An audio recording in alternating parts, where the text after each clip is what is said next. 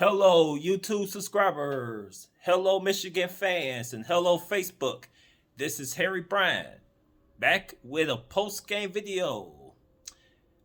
Um, First of all, before I start recapping the game between Michigan versus Indiana, I would like to address something that happened, something very unfortunate that happened to one of our assistant coaches and one of our former beloved players that done the Mason Blue. On the sideline, he had a seizure and he was carted off the field and he had to go to the hospital. So our well wishes goes to Mike Hart and to his family, and we wish him a speedy recovery. And it was a very scary situation that happened at in Indiana to Mike Hart. So so far everybody's in good spirits, and I'm thinking that he's gonna be all right. He's gonna be available hopefully for next week's game, and if not, then he need to take some time off and get himself healthy. But our prayers definitely goes to Mike Hart and his family and everyone that's greatly affected by what happened on the sidelines. So thank goodness for the medical staff. They acted speedily, and they was real quick to give him medical attention and for him to be to be brought to the nearest hospital in the area. And so he had to stay overnight for observation purposes, and so hopefully he's back with the team. And so like I said, Mike Hart, that was a very scary situation. So other than that, what can I say about the Michigan versus Indiana game? The first half of the game, Indiana, their offense, defense, it's like they showed up to play. They was giving Michigan issues on both sides of the ball. The Indiana offense, I noticed that they went to the quick huddle to try to throw our defense off, and our defense, I guess, wasn't ready for the quick offense that Indiana was running during the first half of the game.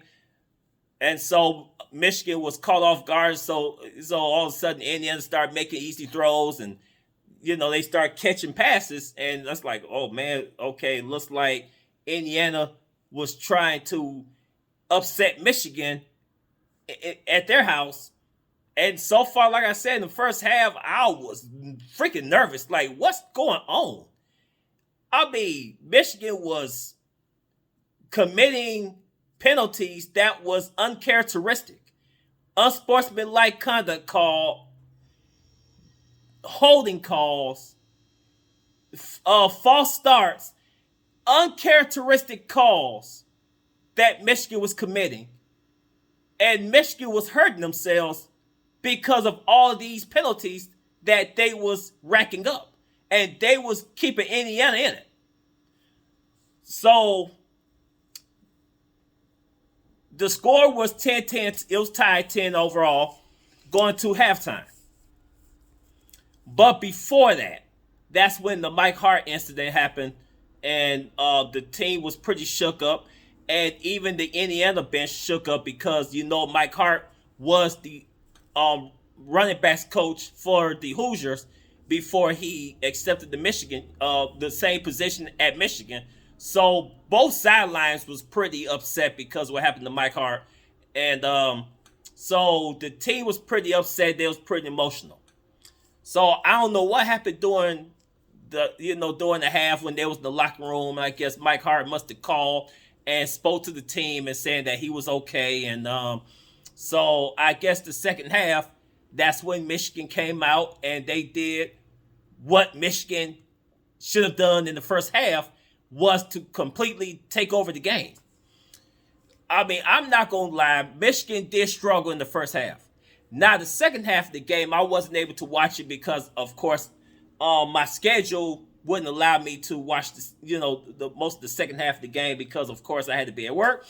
So I didn't have a chance to watch most of the second half. So actually, I kept up with the score through Sirius XM radio, and they was going over the different games that was being played, and of course they was going over the Michigan Indiana game, and so they go back and forth between different games. And so that's how I found out that Michigan, started waking up in the second half of the game. So what I got before me is I got the game summary, and J.J. McCarthy, he completed 28 out of 36 throws, 304 yards in the air. He threw 3 touchdowns, and he threw also 1 interception. On the ground, Blake Corum, 25 carries, a total of 124 yards, 1 touchdown. Luke Schoonmaker, our tight end, he caught nine receptions, total of 67 yards. He scored a touchdown. And Cornelius Johnson, he caught 4 receptions, total of 58 yards, and he scored 2 touchdowns. So our receivers did a good job. J.J. McCarthy, I'm not going to lie, in the first half, he looked kind of shaky.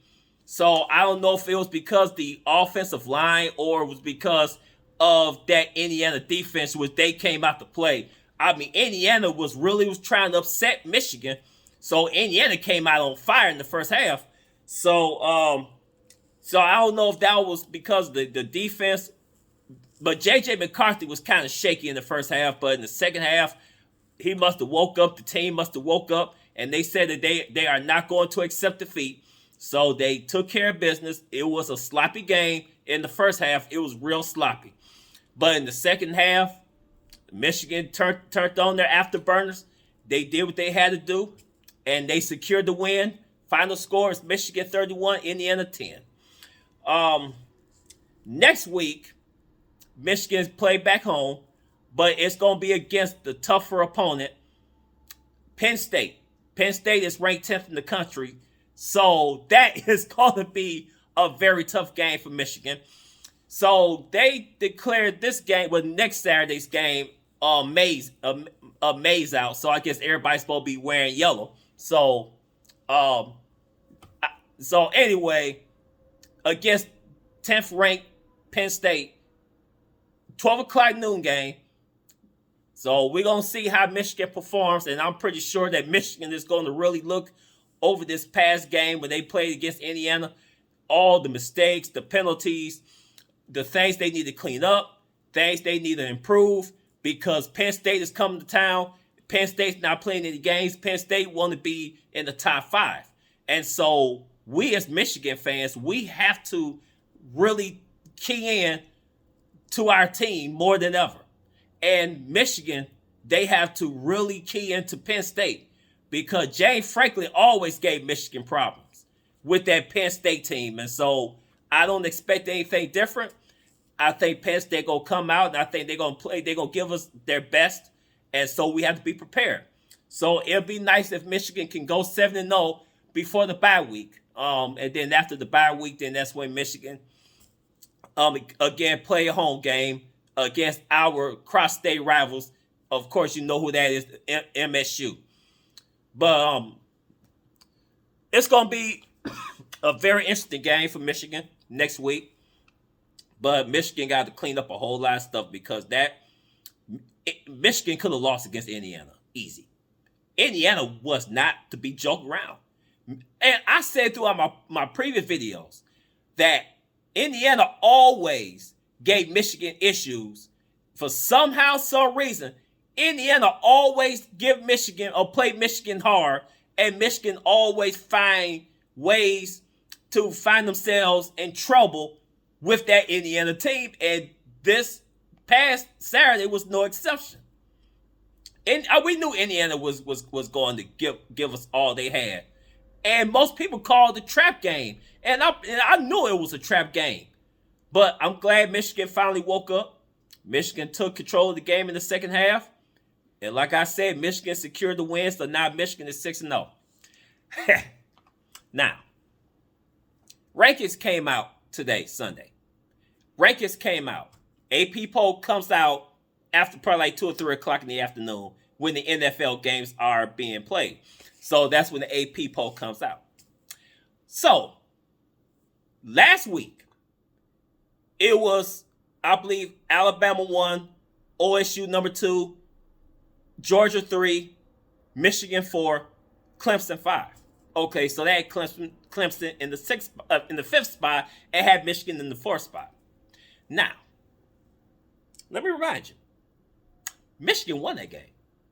Michigan covered the spread because they picked Michigan to win by 22 points. So they gave Michigan a 22-point spread. Michigan covered that spread, but I think by 1 point Michigan. But anyway, Michigan did win that game by 3 scores.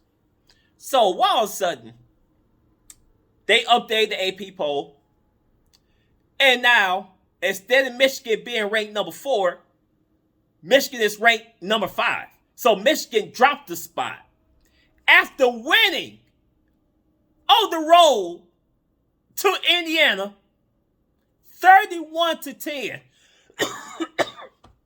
But yet they ranked Michigan.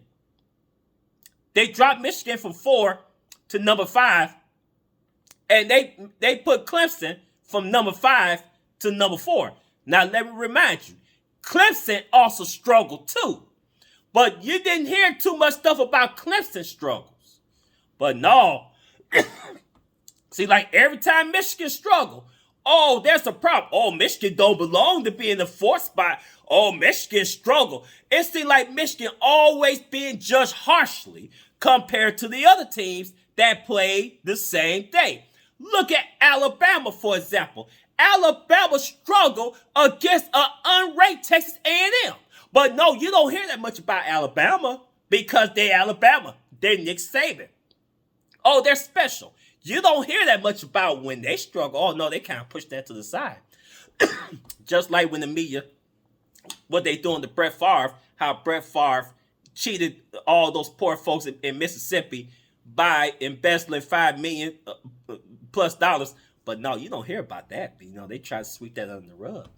But that's a whole new different subject. But I'm just saying, there's a whole lot of bias when it comes to the media. There's a whole lot of bias when it comes to the sports writers, the voters, the posters. There's a whole lot of bias going on. And I noticed that there's a whole lot of bias going on. But when it comes to Michigan, there's a heavy bias. It's a heavy hate fest when it comes to Michigan. People want to see Michigan fail so bad because Michigan been so freaking good. And here's the best part about Michigan. We didn't have to cheat to do it. We run a clean program. And even though Michigan have one of the most, when it comes to academic standards, Michigan has one of the most stringent academic requirements. It's hard to come to Michigan. And it's hard to stay at Michigan when it comes to academics. Even though Michigan had that challenge when it comes to academics, it kind of scares people. It kind of scares recruits because they feel that they can't cut it. And that kind of like, okay, it could be a blessing and it could be a curse. But at the same time, even though Michigan have very high academic standards, Michigan always ran a clean program. And Michigan still win. Most people say, oh, well, Michigan is not with Georgia, Alabama, and they not with Ohio State and all blah, blah, blah, blah. Let me tell you something. We're still Michigan. We've been around for 140-some years. We're not going anywhere. We're not going anywhere at all. And to all the haters that wants to see Michigan fail, to all the haters that wants to see Michigan go down and stay down, I got one thing to say to you. God bless you. I could say kick rocks, but I'm not going to say that. I'm just going to say God bless you. And as far as y'all want to see Michigan fall, and y'all want to see Michigan fall apart, y'all want to see Michigan become dismantled, hey, it's not going to happen. Worry about your own team. Because you try playing for Michigan's downfall, that could come back and hurt your team. Your team could be on the cusp of being deleted or obsolete. So, hate on Michigan all you want. I don't care if you Stephen A., Shannon Sharp. I don't care if you Jen Rome. I don't care if you're Paul Feinbaum. Whoever you are, I don't care. Even Kirk Herbstreit. Or even that dude that calls the games on Fox Noon. Oh, what's that dude name? Used to be a former Buckeye. Gus Johnson. Him. No matter what, even Urban Meyer want to see Michigan fail. It's not going to happen, folks. Michigan is not going anywhere. And as long as there's Michigan football, and as long as I'm alive, I'm always going to be rocking this and this. Win, lose, draw, I don't care. This is what I represent. This is what I rep every day. And going to continue to do. So, I'm sorry. I had to point that out. So, like I said, I'm glad Michigan won. So now we're 6-0. So now the next game is going to be against Penn State. But it's going to be a home game. But it's going to be a very tough game against another 10th ranked Penn State. So Michigan, like I said, Michigan got to clean up their mistakes. They got to clean up those penalties.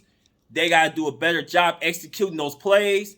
They cannot afford to leave points out there on the field by having drop balls. The quarterback cannot throw interceptions or give our opponents hope for them to win the game at our house. We cannot let that happen. So anyway, that's my takeaway from the Michigan versus Indiana match. If you like this video, please subscribe. If you like my content, please hit the share button. Hit the notification if you like my content and you receive more of these when I make them. You'll have it. So until then, like I said, always, hail to the victors. Go blue. This Harry Bryant signing out. And until then, deuces.